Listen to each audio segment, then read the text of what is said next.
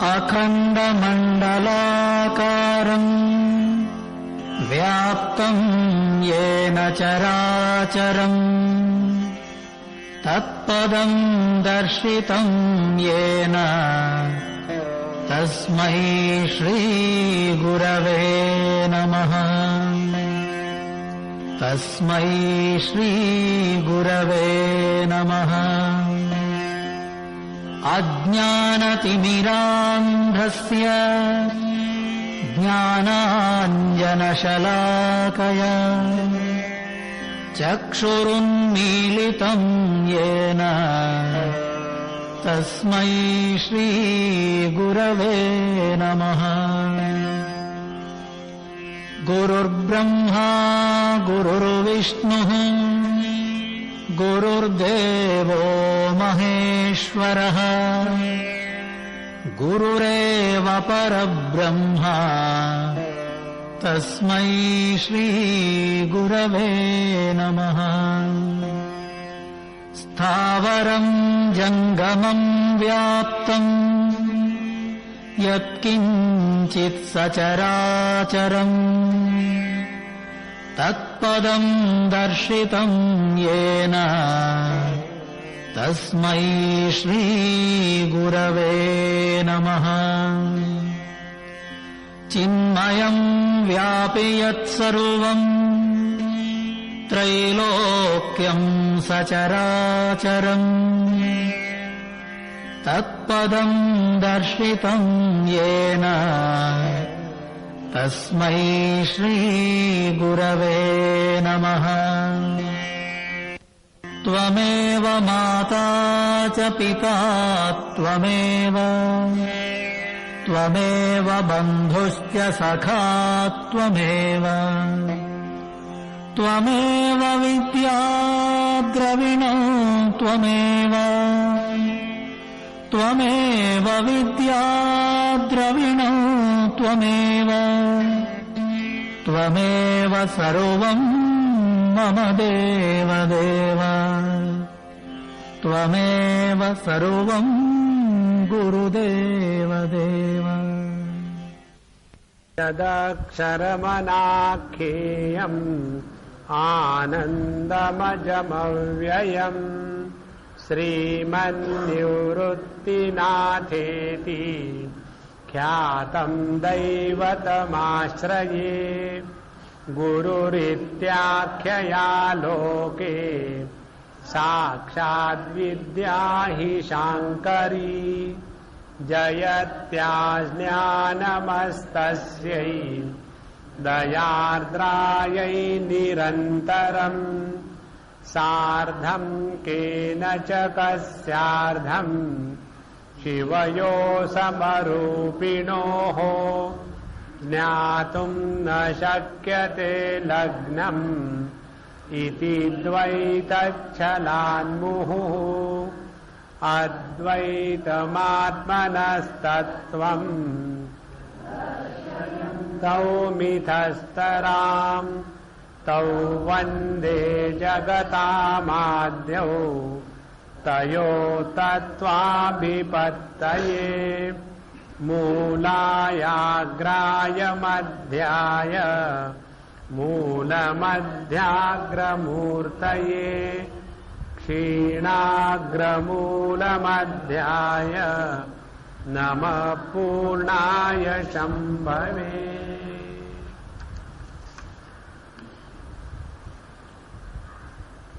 परमात्मा का नाम स्मरण करना और उससे एक होने के लिए जो बहाने ढूंढे जाते हैं उन बहानों को आध्यात्मिक साधना कहते हैं। एक तो बहाना है तत्व का चिंतन, दूसरा बहाना है अपने गुरु महाराज की स्तुति और उनको समर्पण या नमन। और यह जो गुरु स्तुति होती है उसमें दो प्रकार से गुरु की स्तुति या वंदन किया जाता है।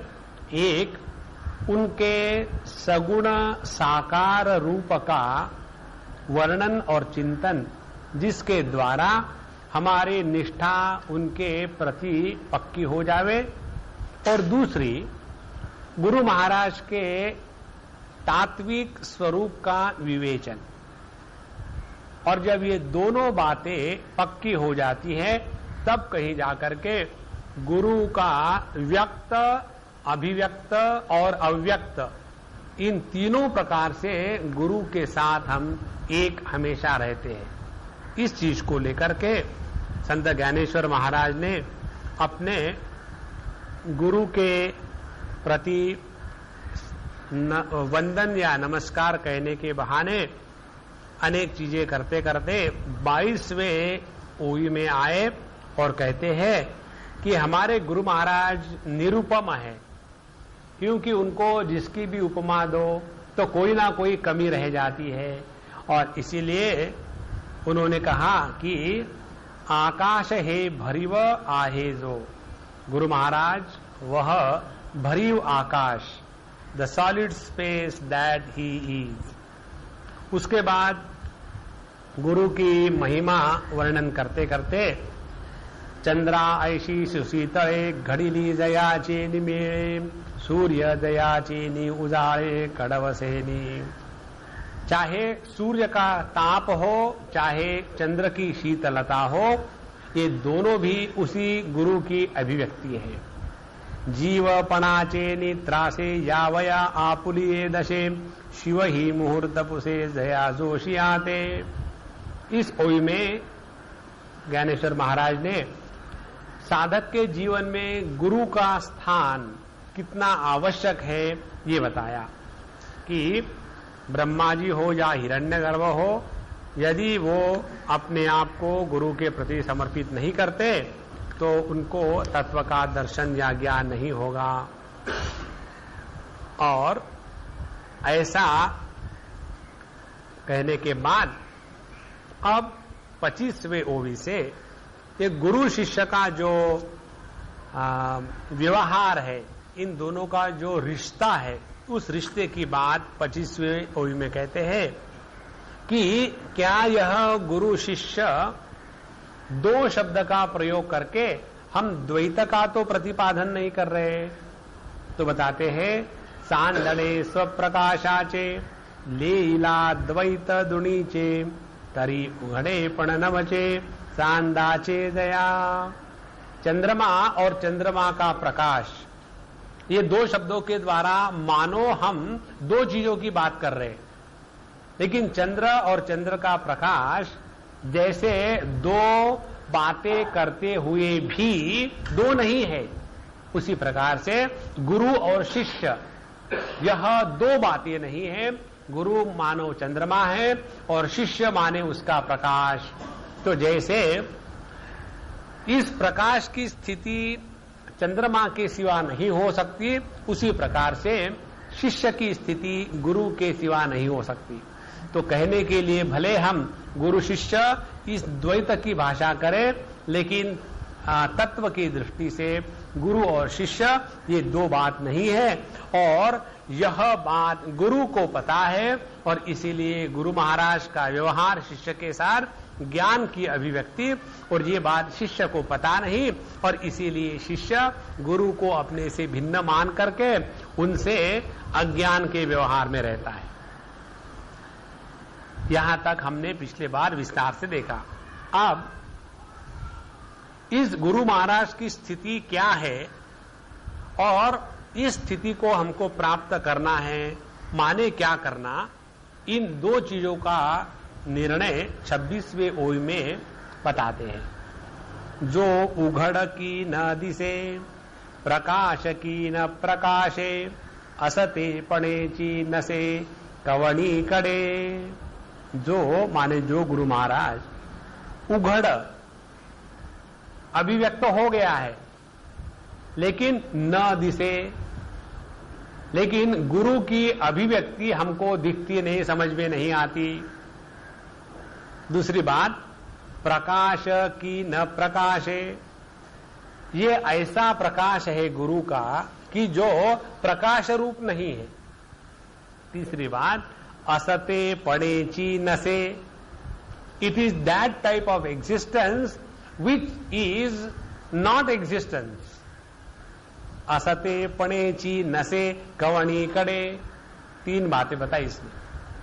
एक, जो उघड़ की न दिसे, जो खुल्लम खुल्ला है फिर भी हमको उसका दर्शन नहीं होता। अब ये 3 विषय को जरा हम विस्तार से सूक्ष्मता से देख लें।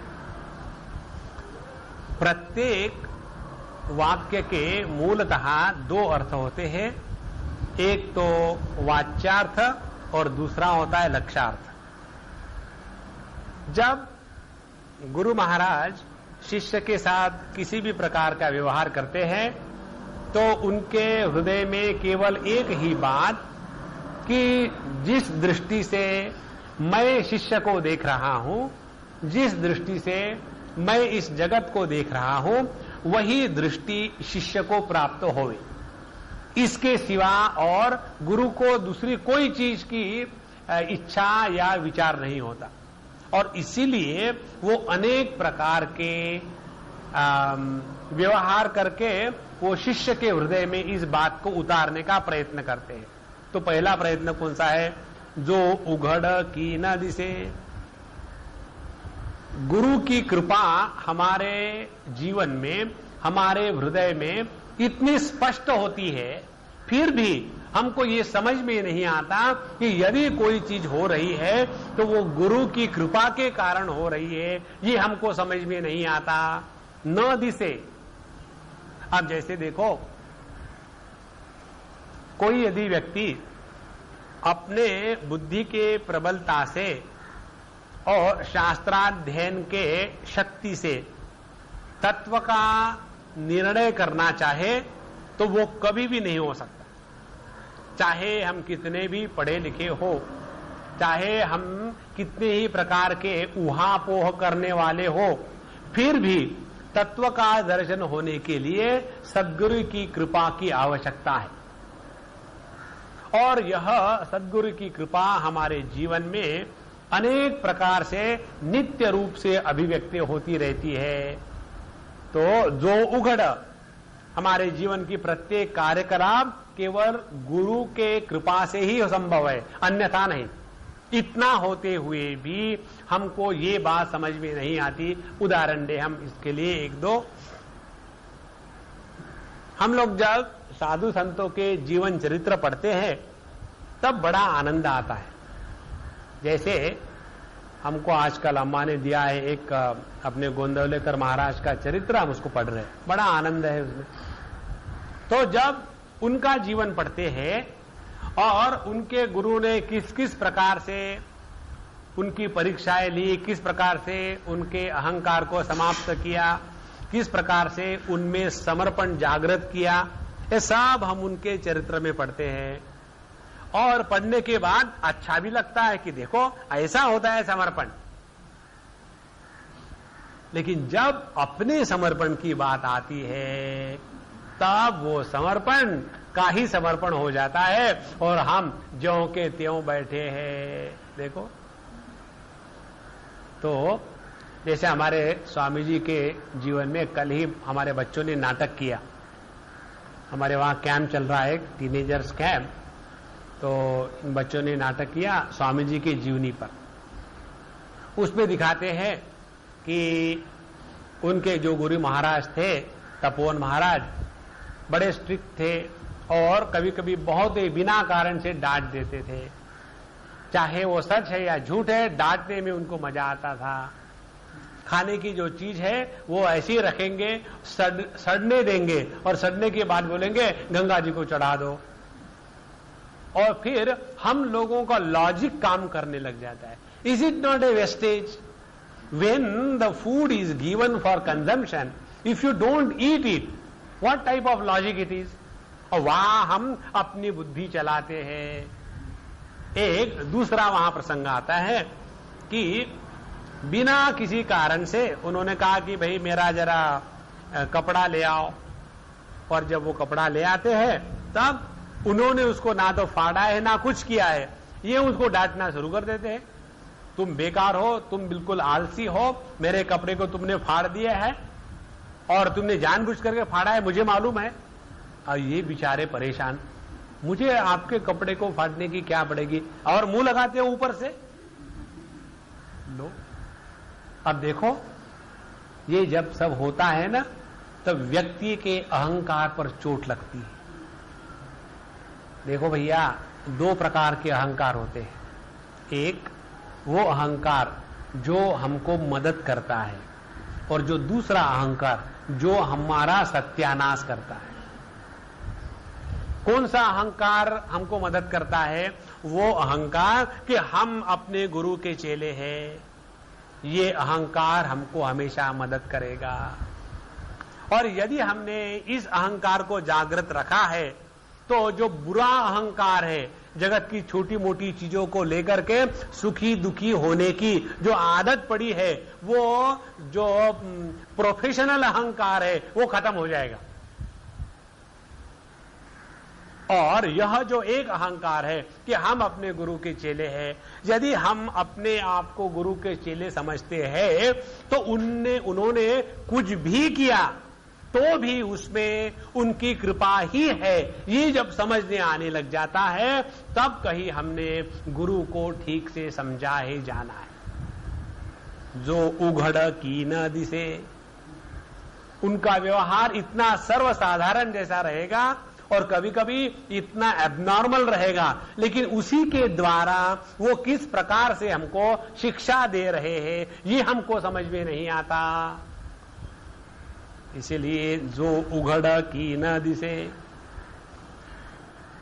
अच्छा, एक विचार और इस बारे में, यदि हम अपने जीवन में उन समय को ले कि जब हम लोग बड़ी समस्या में थे और उस समय गुरु का या भगवान का बहुत शुद्ध मन से चिंतन किया, उनको पुकारा, तो उस समय निश्चित रूप से हमारे जीवन की समस्याओं का हल हमको मिल जाता है। उदाहरण के लिए बताया आपको कि एक बार हमको कहीं जाना पड़ा और बड़े मुश्किल से पहुंची जहां लेक्चर देना था, और ना तो कुछ हमने पढ़ा था, ना तो कुछ पढ़ने का मौका था, और जाकर के सीधा गाड़ी में से उतरे और वहां जाकर के लेक्चर देना है।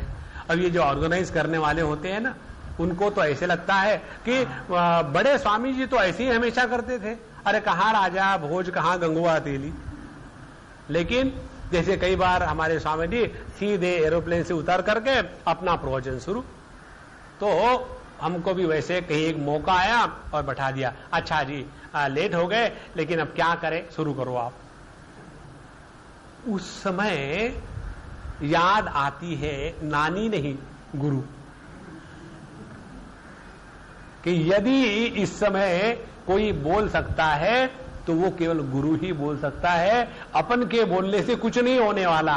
और उस समय यदि समर्पण कंप्लीट हो जावे तो विचारों की स्पष्टता और विचारों की गंभीरता दोनों की पराकाष्ठा प्राप्त हो जाती है। ये यहां जिस व्यक्ति को ये समझ में आ जावे कि हमारे जीवन के प्रत्येक अनुभव को गुरु ने इस प्रकार से प्लानिंग किया है कि जिसके द्वारा दो बातों की सिद्धि हो। एक, हमारा जो बुरा अहंकार है जिसके कारण हम बंधन में फंसे हैं, उस बुरे अहंकार का नाश हो, और दूसरा, हमारा जो अच्छा अहंकार है कि हम अपने गुरु के चेले हैं, इस दूसरे अहंकार की परिपुष्टि हो। ये दो बातें कराने के लिए हमारे जीवन के प्रत्येक अनुभव को हमको दिया जाता है। जो उघड़ की न दिसे, दूसरी बात, जो प्रकाश की न प्रकाशे। और यह गुरु महाराज कैसे है, वो ऐसा प्रकाश है कि जिनका प्रकाश नहीं पड़ता। अब देखो, ये शब्द बड़े विचित्र लगते हैं। एक तो होता है शुद्ध प्रकाश और दूसरा होता है परावर्तित प्रकाश। जैसे सूर्य का प्रकाश शुद्ध है, और सूर्य का प्रकाश जब किसी भी स्थान पर पड़े तो वो परावर्तित होकर के हमारे आंखों को दृग्गोचर हो जाता है। और वही सूर्य का प्रकाश जब किसी दर्पण पर पड़ता है तो वहां से परावर्तित प्रकाश में एक विशेष प्रकार की शक्ति निर्माण हो जाती है जिसके द्वारा वो दूसरों को भी प्रकाशित कर सके।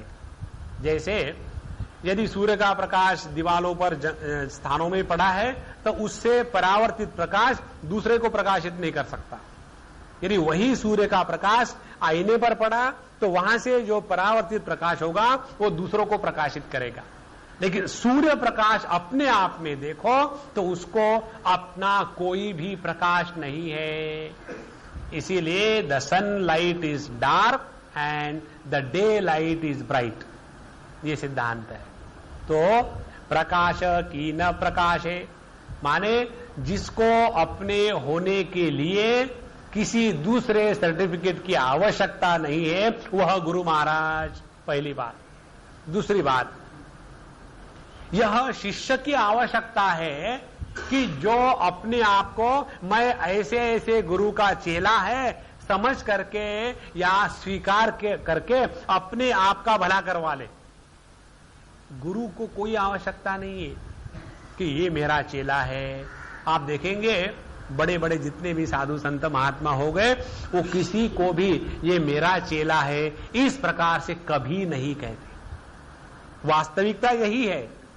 और प्रकाश की न प्रकाशे, वैसा देखा जाए तो प्रत्येक शिष्य से केवल अपने गुरु की ही महिमा प्रदर्शित होती है और फिर भी गुरु महाराज उनसे अलग, उनसे किसी भी प्रकार से प्रभावित नहीं रहते।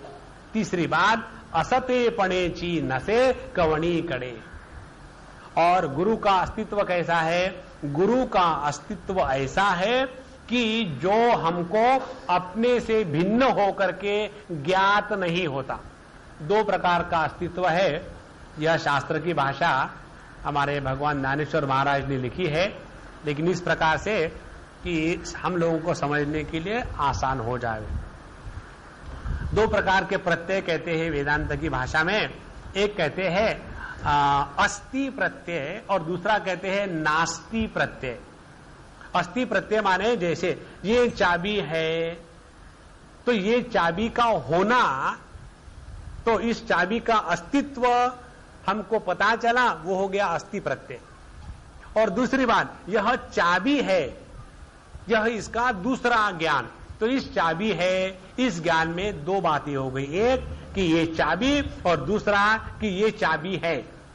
अब इस चाबी में असलियत क्या है? तो हम कहेंगे कि इस चाबी में असलियत है लोहा।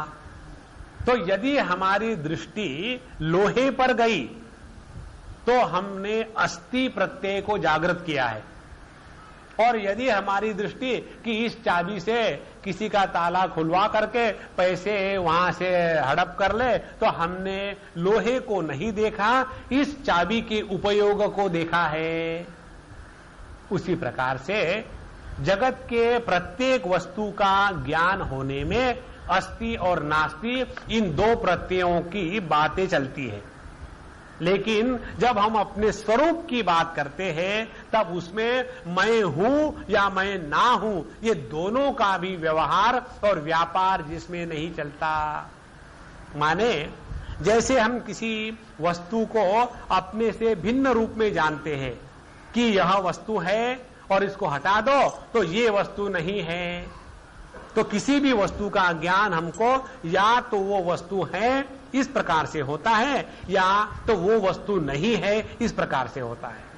लेकिन जब हम अपने स्वरूप की बात करते हैं तब उसमें है और नहीं है ये दोनों प्रकार की बातें झूठ हो जाती है। और यही बात यहां कहते हैं कि असते पणेची नसे,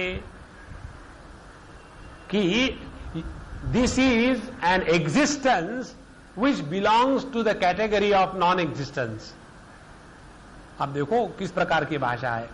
ये ऐसा अस्तित्व है कि जो अभाव को भी प्रकाशित करता है। वह अस्तित्व जो अभाव में भी रहता है वह असली अस्तित्व। तो हमारी बुद्धि या हमारे विचार या हमारी वृत्तियां जिस प्रकार का ज्ञान एकत्र करती है उस ज्ञान में किसी वस्तु का होना या किसी वस्तु का न होना, इस दो प्रकार से ज्ञान होता है।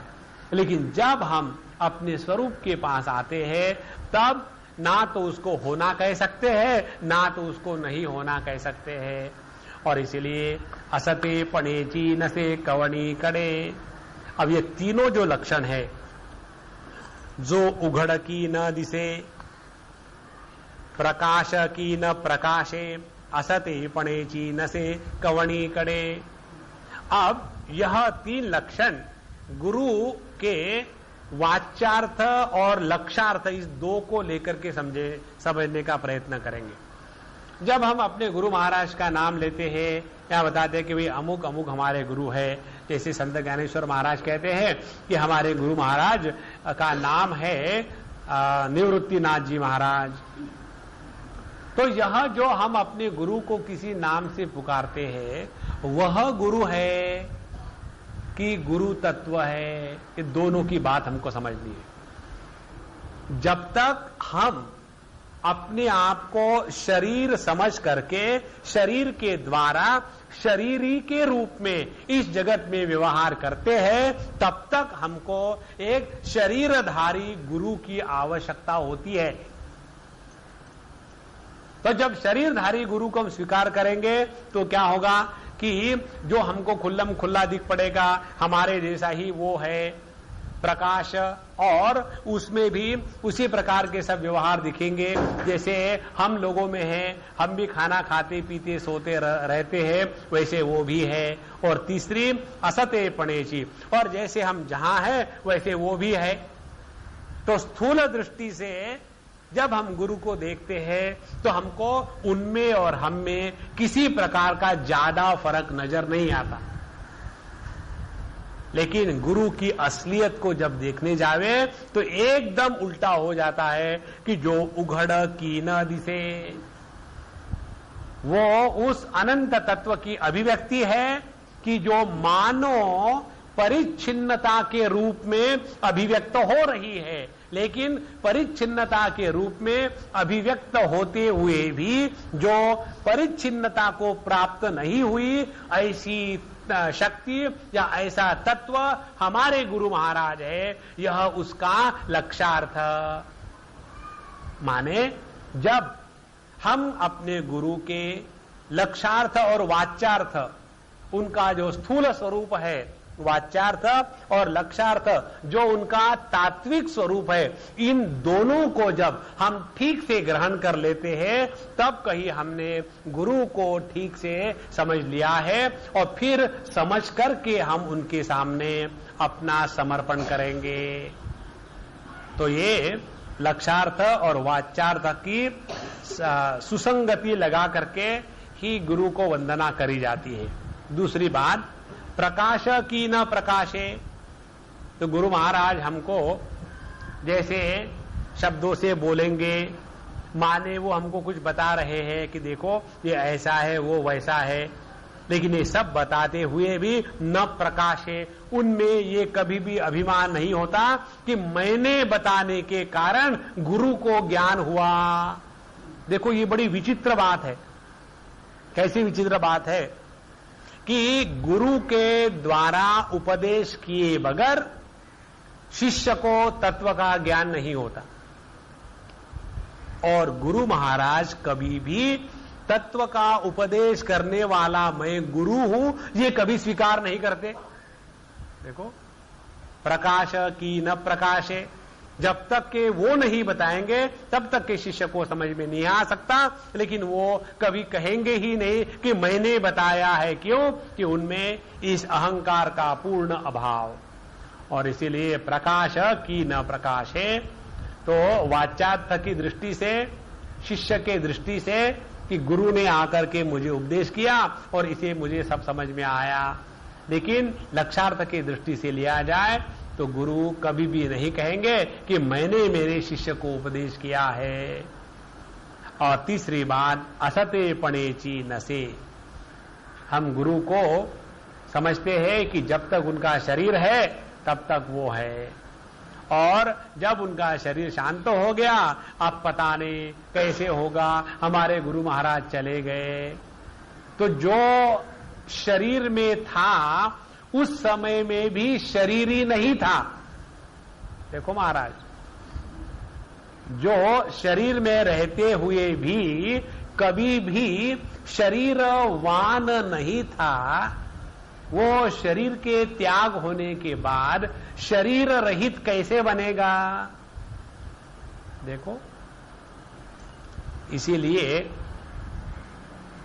वेदांत पढ़ना, अमृतानुभव पढ़ना, गुरु के प्रति श्रद्धा समर्पण होना और ऐसे विचार मन में आना कि अब हमारे गुरु महाराज बूढ़े हो गए हैं, अब हमारे गुरु महाराज पता नहीं कब तक है, और केवल शराफत में हम कहते हैं कि वो तो ब्रह्मलीन होएंगे या महासमाधि होगी। असल में हम यही कहना चाहते हैं वो मर गए।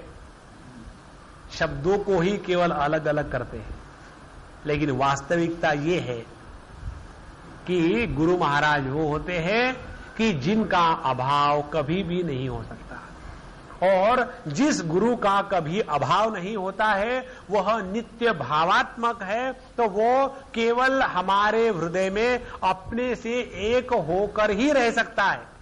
जब तक के शिष्य है तब तक के गुरु को मरना अलाउड नहीं। देखो महाराज, असते पणेची नसे, और जब शिष्य समाप्त हो जाता है उस समय ना तो शिष्य रहते हैं ना तो गुरु रहते हैं, दोनों का जो एकत्व है, जिसका नाश कभी ना हुआ है ना होना है, वही रह जाता है। असते पणेची नसे कवणी कड़े।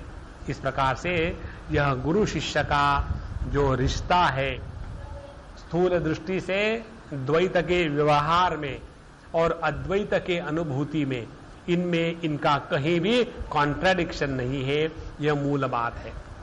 अब इसके बाद अपने गुरु की स्तुति करते करते 27वें ओय में कहते हैं, आता जो तो इही शब्दी किती मेळवो अनुमानाची मांदी, हा प्रमाणा ही वो नेदी कोणा ही मा। आता, अब, जो तो इही शब्दी, अब मैं कब तक कहता रहूं कि गुरु महाराज वो है कि जो ऐसे है, गुरु महाराज वो है कि वो इस प्रकार से है। तो आता जो तो इही शब्दी, ऐसे शब्द मैं कब तक उपयोग में लाता रहूं? गुरु ये है, गुरु वो है। कारण क्या? किती मेळवो अनुमानांची मांदी, और मैं जितने भी प्रमाण एकत्र करके अपने गुरु को सिद्ध करने का प्रयत्न करता हूं तो एक प्रॉब्लम हो जाती है, हा प्रमाणा ही वो नेदी। वो माने ओ। जैसे किसी को बुलाओ, स्वरूप, तो स्वरूप कहेगा हां जी, मराठी में कहेगा ओ। हा प्रमाणा ही वो नेदी। जब प्रमाण किसी को बुलाते हैं तो वो वस्तु उस प्रमाण को उत्तर देती है। जैसे रूप रंग को आंखों के सामने रख दो तो रूप रंग को आंखों ने ग्रहण कर लिया। यदि कोई व्यक्ति कानों से नहीं सुनता हो और आप उसको बुलाओ तो वो हां जी नहीं कहेगा। क्यों? कि वो सुन ही नहीं पा रहा है। इसी प्रकार से हमारे गुरु महाराज ये है कि इनके सामने कोई भी प्रमाण ले जाओ, लेकिन ये किसी भी प्रमाण का विषय नहीं बनते। ये कहने का तात्पर्य माने गुरु की महिमा और गुरु का श्रेष्ठत्व, ऐश्वर्य वर्णन करने के लिए यदि हम अपने ज्ञानेंद्रियों का उपयोग करें तो वो वहां काम नहीं देते। यदि हम अपने जिह्वा का प्रयोग करें तो हमारे जिह्वा या हमारे वाक इंद्रिय वो भी गुरु महाराज का संपूर्णता से वर्णन नहीं कर सकते। यदि हम गुरु को अपने मन के द्वारा धारण करने का प्रयत्न करें तो वो मन के भी पकड़ में नहीं आते। यदि उनको बुद्धि से समझने का प्रयत्न करें तो हम निश्चित रूप से धोखा खाएंगे। तो इस प्रकार से जो जो प्रमाण जगत के किसी भी वस्तु के सिद्धि के लिए उपयोगी पड़ते हैं, वो सभी के सभी प्रमाण गुरु को पहचानने में एकदम बेकार हो जाते हैं। और इसीलिए गुरु को समझने का कभी भी प्रयत्न नहीं करना चाहिए, ये इसका तात्पर्य है। वो जैसे है वो केवल हमारे आदर का स्थान है, इसके सिवा और कुछ नहीं। अब देखो, ये तत्व का ज्ञान ऐसा है कि जब तक के अधिकारी ना हो तब तक के उसको देने के बावजूद भी वो उसको ग्रहण नहीं कर पाएंगे। तो गुरु की पहली परेशानी क्या है कि उस शिष्य में उस अधिकार को जागृत कराना। और कौन सा सबसे श्रेष्ठ अधिकार है? वो अधिकार कि जिसमें अपना अहंकार संपूर्ण समाप्त हो गया है। अहंकार राहित्य ही अधिकार का साहित्य है। जब तक कि अंतःकरण में मैं समझने का प्रयत्न करता हूं, मुझे सब चीज समझ में आती है, ये भावना बनी रहेगी, तब तक कि हम तत्व को केवल ऑब्जेक्टिवली ही देखेंगे। इसीलिए पहले केनोपनिषद में बताते हैं कि न तत्र चक्षुर गच्छति न वाग गच्छति नो मनः न विद्मः न विजानीमः। ये बताने के बाद फिर अनेक प्रकार का वर्णन करने के बाद फिर गुरु महाराज शिष्य के तरफ देखते हैं और पूछते हैं मानो गर्दन हिला करके, समझ में आया? तो शिष्य महाराज एकदम अंदर में इतने अनईजी हो रहे थे, हाँ जी समझ में क्या, बहुत अच्छा समझ में आया महाराज, आपने इतना अच्छा समझाया, अब तो मुझे कभी डिफिकल्टी आ ही नहीं सकती। और बेचारे गुरु महाराज अपने सर को हाथ से पीटते हैं कि अभी तक मैंने इसको यही बताया कि ये समझ के बाहर की बात है और तुमको कैसे समझ में आया? तो क्या समझ में आया? इसीलिए ये यहां बताते हैं, हा प्रमाणा ही वो ने दी। जब तक हमको अपने ज्ञानेंद्रिय, अपने कर्मेंद्रिय, अपना मन और अपनी बुद्धि, इनकी क्षमता पर विश्वास है, तब तक के प्रभु के दर्शन नहीं होते। सीधी सीधी बात। हा प्रमाणा ही वो नेदी कोणा ही मां। किसी भी प्रमाण का व्यापार जहां किसी भी प्रकार का ज्ञान निर्माण नहीं कर सकता, ऐसे हमारे गुरु महाराज उनको अब किन शब्दों से बतावे? तुलसीदास जी इस विषय को बड़े सुंदरता से लिखते हैं। वो कहते हैं, जब रामायण में एक प्रसंग में आता है कि आंखों से जब भगवान रामचंद्र जी का दर्शन किया, तब जिह्वा ने उनकी तारीफ करने की सोची, लेकिन बेचारे जिह्वा, उनको आंखें थी नहीं, और इसीलिए जितना जिह्वा ने प्रभु के सौंदर्य का वर्णन करने का प्रयत्न किया, उतनी ही वो जिह्वा अपनी क्षमता कितनी नहीं है ये उसको समझ में आया। और इसी प्रकार से जितना हम अपने गुरु को समझेंगे, उतना हम अपने सभी प्रमाणों का त्याग करेंगे। और जब सभी प्रमाणों का त्याग हो जाता है, तब कहीं अहंकार का त्याग हो जाता है। प्रमाणों का त्याग होना माने क्या? जैसे जिसके कारण हम ये सोचते हैं कि हम है, उसका त्याग कर देना। जैसे व्यक्ति को अपने जो जो फैकल्टीज भगवान ने दी है, आंखें दी है, तो हम आंखों के कारण है, हमको वाणी दी है तो वाणी के कारण हम है, हमको मन दिया है तो मन के कारण हम है। ये विचार जब तक बना रहेगा, तब तक के हम कुछ ना कुछ बन के रहेंगे। आंखों के साथ देखने वाले बनेंगे, वाणी के साथ बोलने वाले बनेंगे, मन के साथ भावना करने वाले मिलेंगे, और बुद्धि के साथ सोचने वाले बनेंगे। और जब तक बनेंगे तब तक काम नहीं बनेगा, बिगड़ेगा। इसलिए हमारे महाराष्ट्र के संत कहते हैं ना, आमी भी घड़लो तुम्ही भी घड़ाना। पहले बिगड़ो।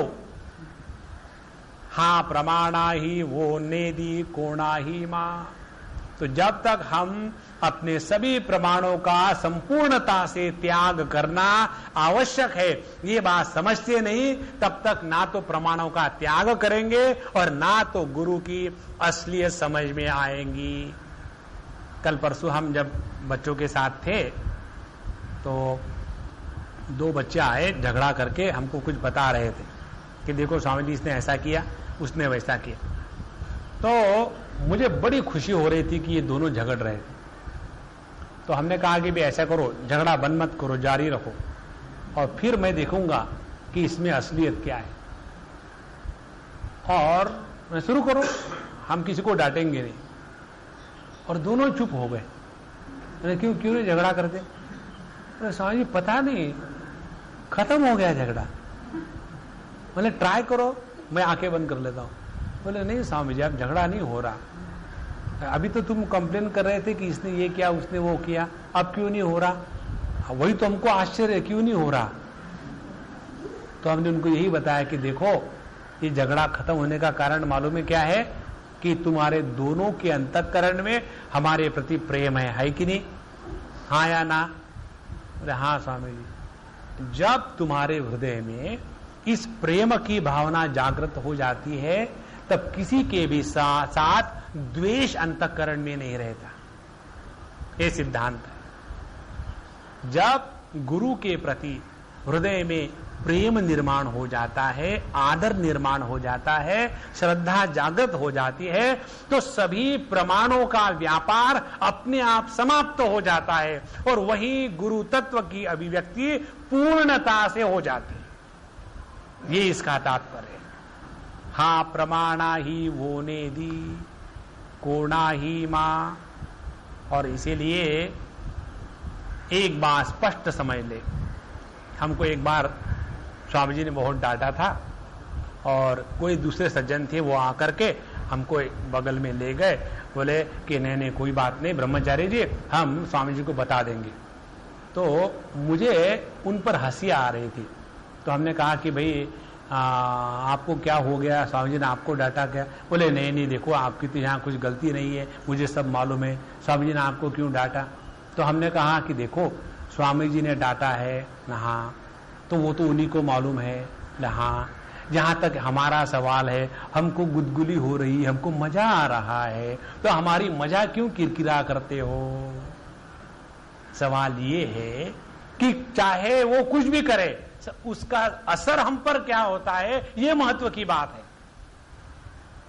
देखो, जब अपनी मां या कोई अपना प्रियतम व्यक्ति आकर के हमको कभी प्यार से मारता है, डांटता है, तो हृदय में चोट नहीं लगती, प्रेम के फव्वारे निकलने लग जाते हैं।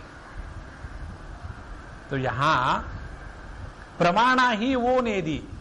तो बोले लेकिन ये ठीक है क्या स्वामी जी ने आपको डांट दिया? हमने कहा देखो, ये हमारे विषय, हमारे अधिकार का विषय नहीं है। वो कहां ठीक है कहां गलत है, इसका निर्णय यदि हम लेने लगेंगे तो हमारे दृष्टि से वो जो भी करेंगे वो गलत होगा और हम जो कहेंगे वही ठीक होगा। और यही हम लोग गलती खाते हैं जीवन में। देखो, जब हमारे बुद्धि में गुरु गलत है या ठीक है ये विचारधारा प्रारंभ हो जाती है ना, तब हमने प्रमाणों को महत्व दिया है और जिसके कारण प्रमाणों का अस्तित्व है उस परमात्मा को ही भूल गए हैं।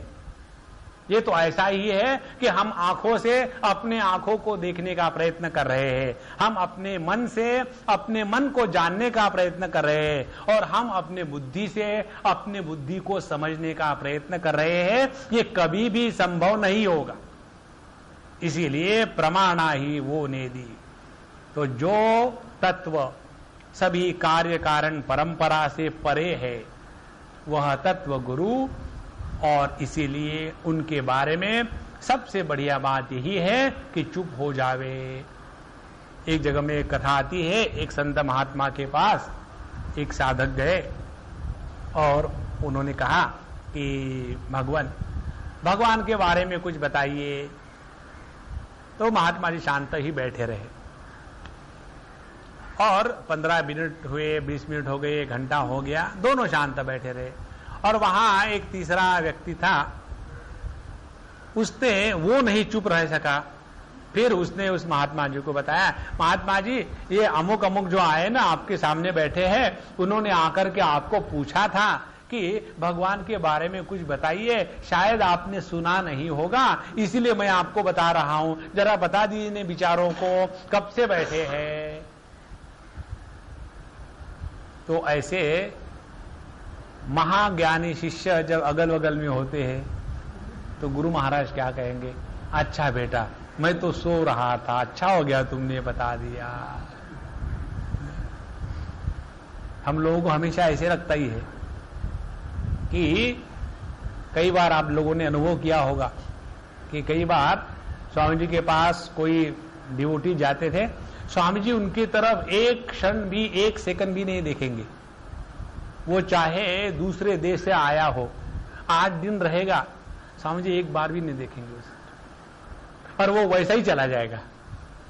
और जाते समय वो लोग आकर के हमको बोलते थे, देखो हम इतने दूर से आए, Swami ji has no courtesy even to ask. तो हम लोग मस्ती करते थे, अरे महात्मा जी इस चीज को समझो ना तो जीवन में सब कुछ प्राप्त हो गया। हम हर चीज को अपने बुद्धि से तोलना चाहते हैं। जब तक के हम गुरु के व्यवहार को बुद्धि से तोलना चाहेंगे, तब तक के परमात्मा का दर्शन नहीं हो सकता। ये बात पक्की है। गुरु के जीवन का व्यवहार या गुरु का जीवन हमारे दृष्टि से जैसा है वैसी ही परमात्मा की अभिव्यक्ति है। देखो भागवत में विचार आता है कि परमात्मा की अभिव्यक्ति 3 प्रकार से होती है, सत्वगुण का आधार लेकर के, रजोगुण का आधार लेकर के और तमोगुण का आधार लेकर के। लेकिन परमात्मा के अभिव्यक्ति को तमोगुण का और रजोगुण का आधार लेकर के परमात्मा अभिव्यक्त हो रहा है, ये समझना हर आदमी के बस की बात नहीं है। तो क्या करना चाहिए, सत्व गुण का जो आधार लेकर के परमात्मा की अभिव्यक्ति है, भगवान विष्णु भगवान नारायण जो गुड़ी गुड़ी सबका भला करते रहते हैं, वहां भगवान के दर्शन करो, जल्दी हो जाएंगे।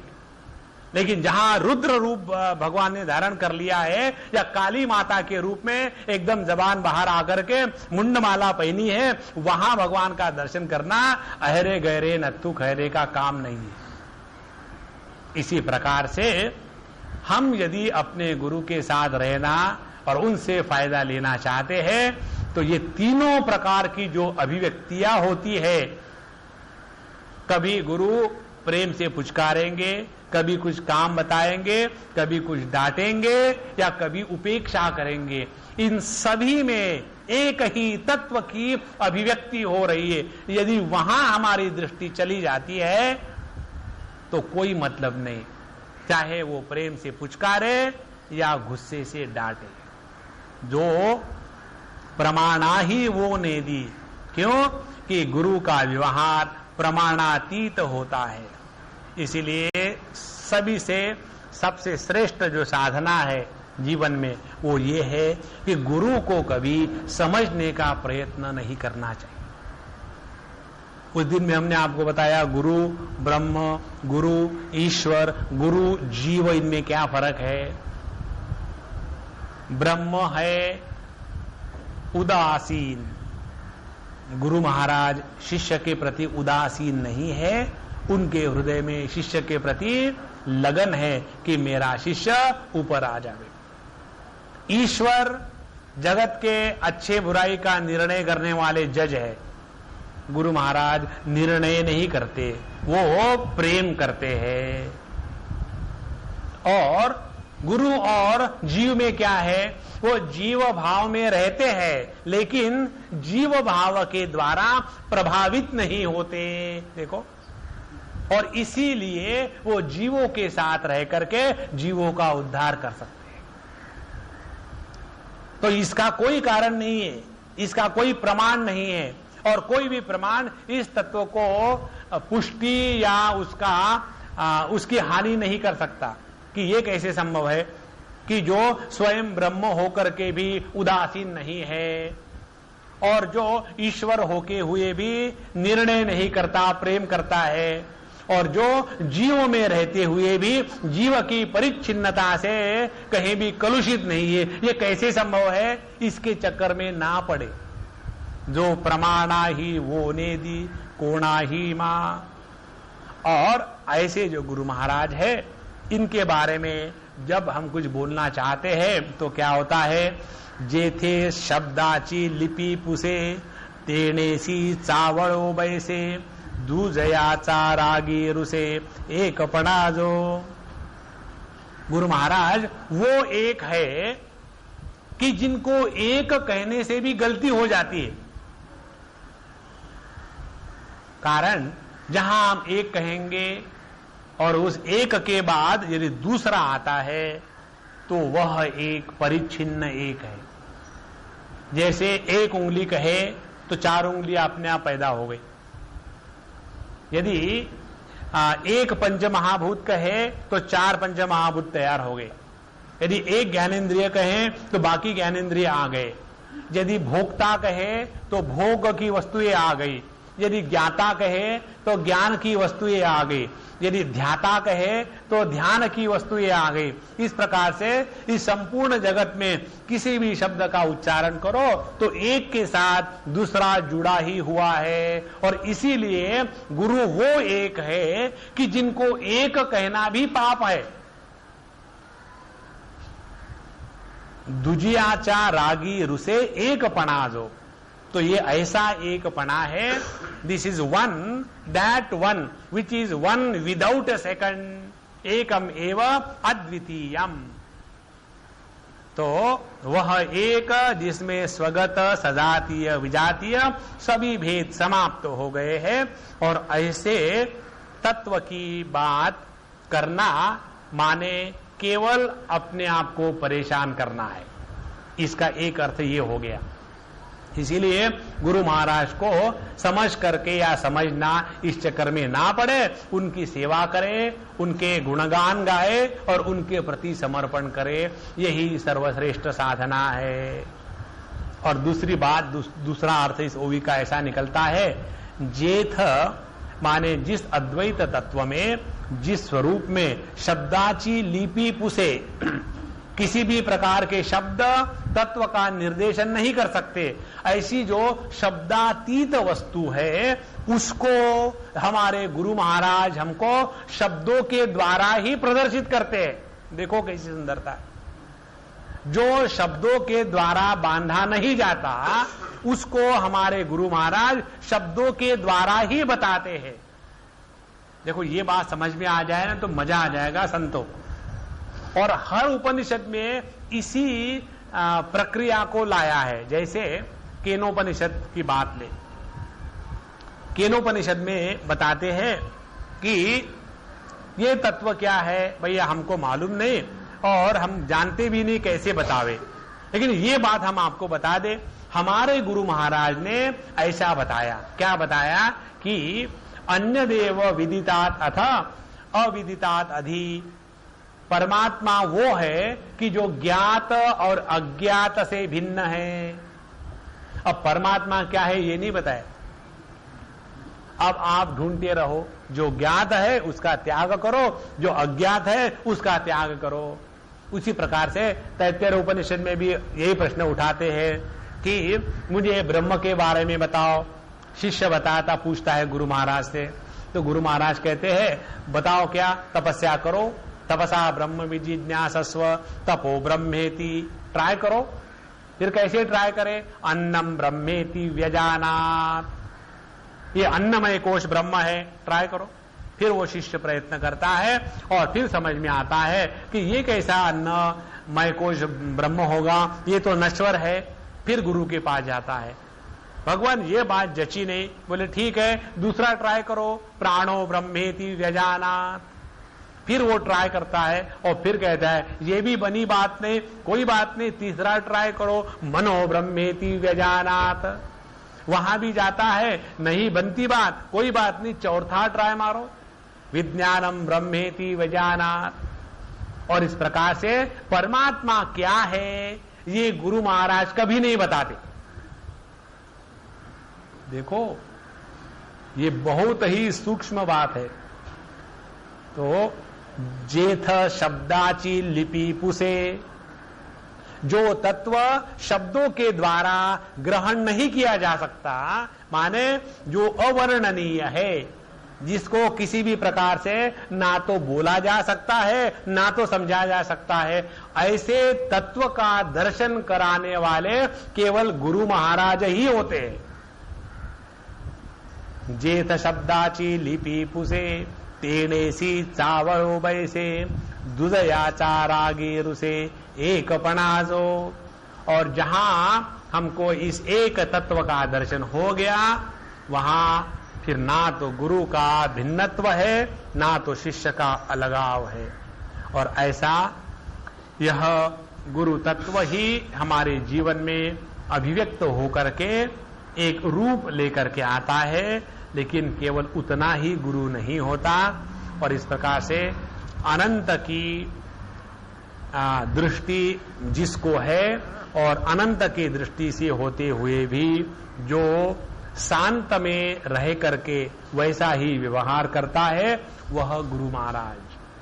तो ऐसे गुरु महाराज की जो बात है, इसके बारे में और अगले 2-3 ओवियों में ज्ञानेश्वर महाराज बड़ी सूक्ष्मता से ले जाते हैं। और इस चिंतन में एक बात ही केवल हमको सबको करनी है कि इस चिंतन के द्वारा सभी प्रकार के द्वैत की हानि हो जाए और अद्वैत की वो स्थिति। देखो हमारे मुंडकोपनिषद में एक मंत्र आता है, दिव्यो ह्यमूर्त पुरुषः सबायाभ्यंतरो यजः अप्राणः अमनः शुभ्रः यक्षराद परतः परः। तत्व क्या है कि जो अप्राण अमन है, जिसमें प्राणमय कोश, मनोमय कोश इत्यादि किसी भी प्रकार की उपाधि नहीं है। उपाधि नहीं का तात्पर्य क्या है कि ये संपूर्ण जगत मेरी ही अभिव्यक्ति है, वो मुझ पर बोझा नहीं है। उपाधि जब होती है तब बोझा चढ़ जाता है। तो यदि हम अपने इस चिंतन के द्वारा उस स्थान पर पहुंचे जो गुरु ने हमको दिखाया है, तो वहां पहुंचने के बाद व्यक्ति को पता चलता है कि देखो गुरु महाराज ने हमको कुछ नहीं दिया। कारण क्या कि उस समय शिष्य का शिष्यत्व समाप्त हो जाता है। जब शिष्य ही नहीं रहा तो उसको मिलेगा काहे से और क्या मिलेगा। और यही इस आध्यात्मिक मार्ग की सुंदरता है। हम निकलते हैं कुछ प्राप्त करने के लिए, लेकिन ऐसे सब खो देते हैं। और केवल सब नहीं खो देते, स्वयं ही खो जाते हैं। और अपने खो जाने में ही सब कुछ पा जाना है। और यही सब चीजें केवल गुरु की कृपा, अनुग्रह, शक्तिपात, ग्रेस शब्द कोई भी कर ले, जब तक उनकी कृपा नहीं होती कुछ नहीं हो पाता। श्री कृष्णा श्री कृष्णा श्री कृष्णा।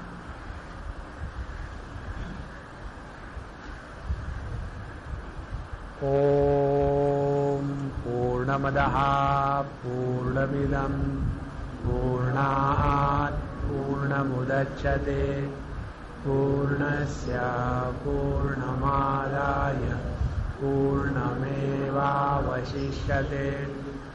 ओम शांति शांति शांति। हरि ओम। श्री गुरुभ्यो नमः। हरि ओम।